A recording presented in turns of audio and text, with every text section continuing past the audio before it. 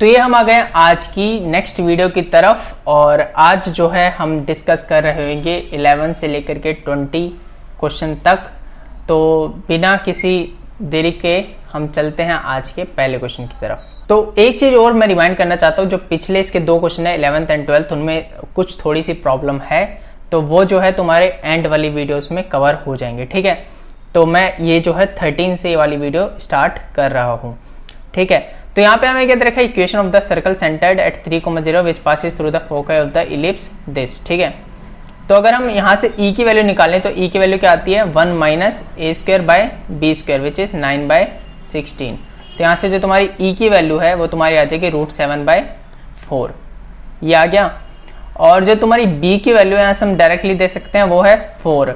तो जो हमारे फोकस होते हैं वो होते हैं b times e, BE and minus BE होते हैं। ठीक है, तो हम BE देख लेते हैं, वो हो जाएगा √7/4 into 4 which is equal to √7। तो जो हमारे फोका है वो है √7, मतलब ठीक है 0, √7 एंड 0, -√7, ये हमारे फोका हैं। ठीक है, तो अगर हम यहाँ इससे 3,0 से इसका डिस्टेंस देखें तो कितना हो जाएगा 3 3 9 और 9 7 16, मतलब कि 4 जो है हमारा डिस्टेंस है। तो रेडियस कितनी आ गई 4, रेडियस है हमारी 4। और जो है ये सेंटर है, equation of the circle centre 3,0। तो कैसे निकालेंगे, x माइनस 3 का whole square plus y minus 0 का whole square is equal to 4 4 16। ये जो है तुम्हारी इक्वेशन ऑफ सर्कल है। इसको इजीली सॉल्व करके देख लेना और सिंपल फॉर्म में ले आना और तुम्हें ऑप्शन दिख जाएगा करेक्ट वाला।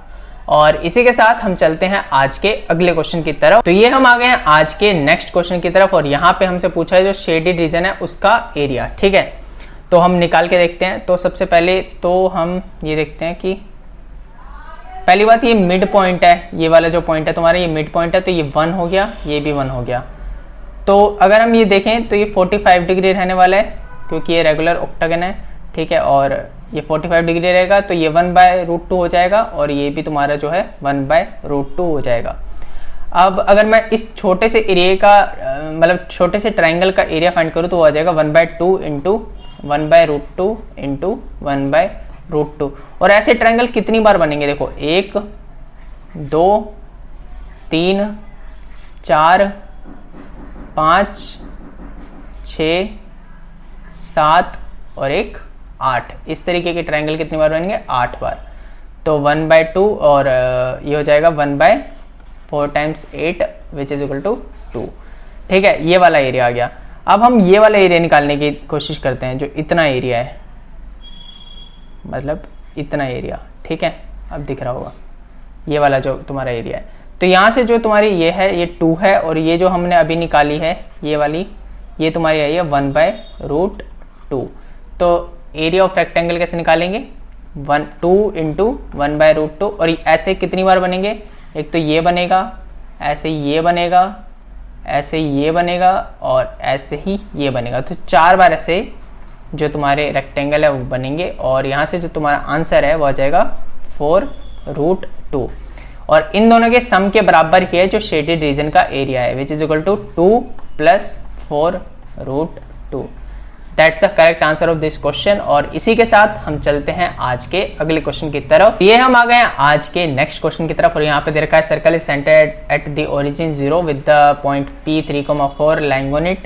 A line 3x + 4y is equal to 7 cuts it at the point A and B. The area of the quadrilateral AOBP is equal to what?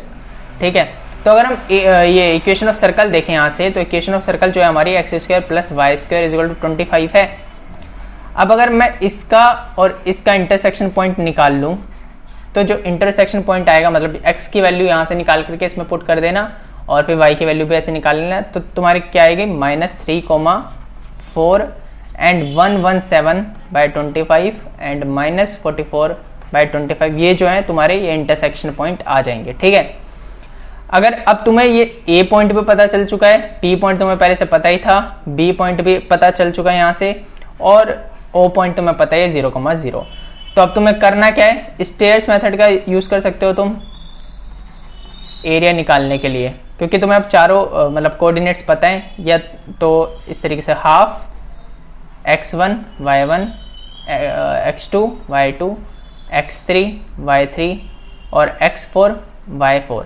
तो एरिया क्या आता है क्वाड्रिलेटर का, यहाँ से वो आता है 1/2 टाइम्स, देखो इसको ऐसे मल्टीप्लाई करते हैं तो x1 y2 plus x2 y3 plus x3 y4, और जब हम इधर से इंटू करते हैं इन तीनों को वो माइनस कर देते हैं, minus x2 y1 minus x3 y2 minus x4 y2 मतलब y3, ठीक है, ये आ जाएगा तुम्हारा। और यहाँ से जब तुम्हें चार कोऑर्डिनेट्स पता हैं तो इनकी जस्ट वैल्यू पुट करनी है, और जब तुम वैल्यू पुट करोगे तो एट द एंड जो तुम्हारा आंसर है वो आ जाएगा 24। That will be the correct answer of this question. और इसी के साथ हम चलते हैं आज के अगले क्वेश्चन की तरफ। तो इस क्वेश्चन को बताने से पहले मैं ये बताना चाहूंगा कि अब जैसे कि एंड का टाइम चल रहा है, ठीक है, और इतनी सारी वीडियोस भी मेरे को बनानी है, तो थोड़ा मेरे को भी पता है ये चीज़ें बहुत फास्टली जा रही हैं, ठीक है। तो अगर फिर भी तुम्हें कोई डाउट आते हैं तो तुम इंस्टाग्राम पे मेरे से पूछ सकते हो, उसमें कोई दिक्कत वाली बात नहीं है। अभी तक जिसने भी पूछा होगा मैंने सबका रिप्लाई किया ही होगा, ऐसा कोई मैसेज होगा नहीं जिसका मैंने रिप्लाई नहीं किया। तो अगर फिर भी तुम्हारे कोई डाउट रहते हैं तो तुम इंस्टाग्राम पे मेरे से पूछ सकते हो। तो थोड़ा ये स्पीड में जा रही हैं चीज़ें, ठीक है। और इसी के साथ हम चलते हैं इस वाले क्वेश्चन की तरफ। तो यहाँ पे मैं क्या दे रखा है कि ये 2 यूनिट्स है और ये 4 यूनिट्स है। मैं क्या करता हूँ कि यहाँ से इसकी हाइट बनाता हूँ, ठीक है, ये हाइट है, ठीक है। तो मैं इसको लिख सकता हूँ 4, अगर ये थीटा है तो मैं इसे लिख सकता हूँ 4 साइन थीटा, और नीचे वाले पार्ट को लिख सकता हूँ 4 कॉस थीटा। इसी तरीके से अगर यहाँ पे भी मैं हाइट डालूंगा तो ये हो जाएगी तुम्हारे, ये भी 4 कोस थीटा आ जाएगा, ठीक है। तो एरिया ऑफ ट्रेपेजियम क्या होता है, half sum of parallel side. तो ये 2 प्लस यहाँ पे नीचे वाला कितना है 8 कॉस थीटा प्लस 2, मतलब 2 प्लस 8 कॉस थीटा, और हाइट कितनी है 4 साइन थीटा। तो इसी की वैल्यू जो है तुम्हें दे रखी है वो 4 1 प्लस रूट 3, ठीक है। तो यहाँ से जब तुम सॉल्व करोगे इस पूरे को तो एट द एंड जो तुम्हारी इक्वेशन आ जाएगी वो आ जाएगी sine theta plus sine 2 theta is equal to half plus root 3/2। अब अगर जस्ट इसको कंपेयर भी कर लो तो थीटा की वैल्यू तुम्हारे को दिख जाएगी π/6 है, ठीक है। That will be the correct answer of this question. और इसी के साथ हम चलते हैं आज के अगले क्वेश्चन की तरफ। तो ये हम आ गए नेक्स्ट क्वेश्चन पे। इन अ सर्कल 2 परपेंडिकुलर कोड AB of length 5.4 centimetre and CD of length 7.2 centimetre intersect at a point P। The maximum possible distance from the centre of the circle to the point P is. अब देखो ये direct question है, इसमें एक property होती है कि जब इस तरीके की कंडीशन होती है परपेंडिकुलर और तुम्हें ये निकालना होता है तो इसका भी हाफ आना चाहिए और इसका भी हाफ आना चाहिए, तभी जो है तुम्हारा ये जो है डिस्टेंस है ये मैक्सिमम हो पाता है, ठीक है, मैक्सिमम डिस्टेंस हो पाता है। तो एक्स स्क्वायर जो तुम्हारा होगा वो इसका हाफ कितना होगा 2.7 का स्क्वायर प्लस इसका हाफ 7.2 का हाफ कितना होगा 3.6 का होल स्क्वायर, ठीक है। जब यहाँ से तुम x की वैल्यू निकालोगे तो आ जाएगी तुम्हारी 4.5। That will be the correct answer of this question. और अगर तुम इसको मतलब थोड़ा AOD की तरफ से लेके जा सकते हो, प्रॉपर्टी वगैरह तुम्हें देखने का शौक नहीं है तो तुम उस तरफ से भी जा सकते हो और तुम इसको सॉल्व कर पाओगे, ठीक है। और इसी के साथ हम चलते हैं आज के अगले क्वेश्चन की तरफ। तो ये हम आ गए हैं आज के नेक्स्ट क्वेश्चन की तरफ और यहाँ पे हमें दे रखा है in the rectangle ABCD BP is equal to PQ is equal to QR is equal to RS is equal to SC। The sum of the areas of the triangle ACP and ARP is greater than the sum of the areas of the triangle AQP and ACR by 300 square unit. The area of the rectangle ABCD is। मैं मान लेता हूँ कि ये जो AB और DC हैं इनकी जो लेंथ है ये है Y, ठीक है, और जो तुम्हारा AD है उसकी लेंथ है X। तो CS कितना हो जाएगा x/5, SR कितना हो जाएगा x/5, RQ कितना हो जाएगा x/5, ये भी x/5 और ये भी x/5। अब अगर एक चीज नोट करो, इनकी हाइट भी बराबर है और बेस भी बराबर है सबका, तो ये जो जितने भी ट्रायंगल बन रहे हैं 1 2 3 4 5, इन पांचों का जो एरिया है वो बराबर है, ठीक है। और कितना है वो एरिया, वो है तुम्हारा हाफ इंटू x/5 इंटू और ये y which is equal to xy/10, ठीक है। अब अगर तुम एक चीज देखते हो कि हमें क्या देखा है ACP एंड ARP, ACP का एरिया देखो, ACP में ऐसे ऐसे 4 ट्रायंगल बन रहे हैं, 1 2 3 4, तो 4 टाइम्स XY बाय 10, ठीक है, इसको मैं ऐसे कर देता हूँ, ठीक है। और यहाँ पे ARP दे रखा है, ARP में ऐसे कितने ट्रायंगल बन रहे हैं, 2, तो plus 2XY by 10 and is greater than the sum of the areas of the triangle AQP and ACR। AQP का है, AQP एक ही ट्रायंगल है ऐसा, प्लस XY बाय 10 प्लस नहीं माइनस, ठीक है। और ACR का है, ACR ऐसे 2 ट्रायंगल बन रहे हैं, तो माइनस 2XY बाय 10, और ये हमें वैल्यू कितनी दे रखी है, 300, ठीक है।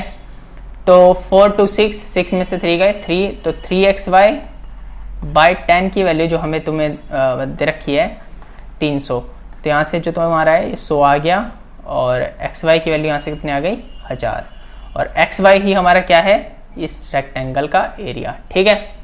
तो XY इज इक्वल टू 1000 जो है वो तुम्हारा करेक्ट आंसर हो जाएगा।